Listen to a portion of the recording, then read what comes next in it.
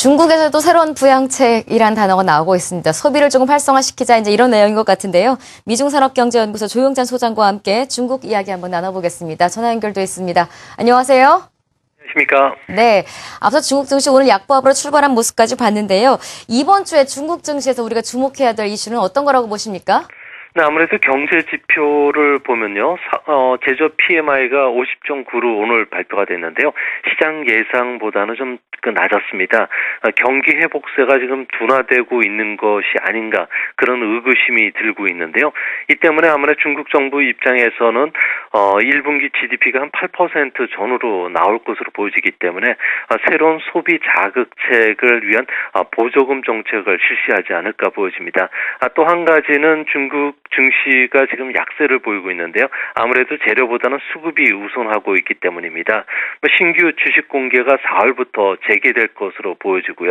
또 국무원에서는 부동산 투기 압력이 커지기 때문에 내년 6월까지는 부동산에 대한 등기 조례를 발표할 것으로 보여집니다. 이럴 경우에는 부동산세 증세가 현실화될 수가 있는데요.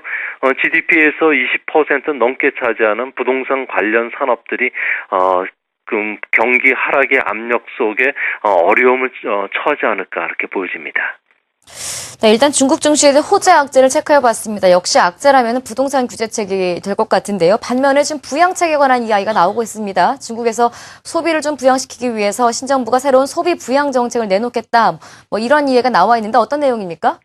네, 대표적으로 친환경 자동차 보급을 촉진하기 위해서 전기 자동차하고 하이브리드 자동차 구입자를 대상으로 보조금 제도를 도입할 계획이라 그럽니다.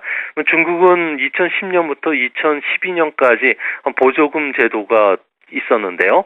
하지만 작년 말로 종료가 됐습니다. 이번에 펼칠 자동차 같은 경우는 전기 자동차하고 하이브리드 차를 기준으로 해서 품질 기준에 따라서 보조금 액수도 상향 조정시킬 것으로 보여지는데요. 현재 중국에서는 BYD라고 하는 대표적인 전기 자동차가 내년도에 덴더라는 차량을 판매할 예정으로 있고요. 일본과 미국의 하이브리드 자동차도 중국 시장에 진출되어 있습니다. 이 때문에 중국 젊은이들 층에서는 한국 차가 일본 차보다 더 선호하고 있기 때문에 하이브리드나 전기차 쪽에서는 한국 차의 경쟁력이 높아지지 않을까 보여집니다. 자동차 이외에도 친환경 가구, 그리고 에너지 절약형 가전, 그리고 유황 성분을 줄이는 연료 기술 등에 대해서 보조금 정책을 실시할 것으로 보여지는데요. 이 때문에 우리나라 기업들 같은 경우에는 경쟁력 부분에서도 어느 정도 중국 안에서도 인정을 받고 있기 때문에 새로운 기회가 되지 않을까 보여집니다. 이에 중국 시장과 또 관련된 동향 또 전망 살펴봤습니다. 미중산업경제연구소 조용찬 소장이었습니다. 고맙습니다. 예, 감사합니다.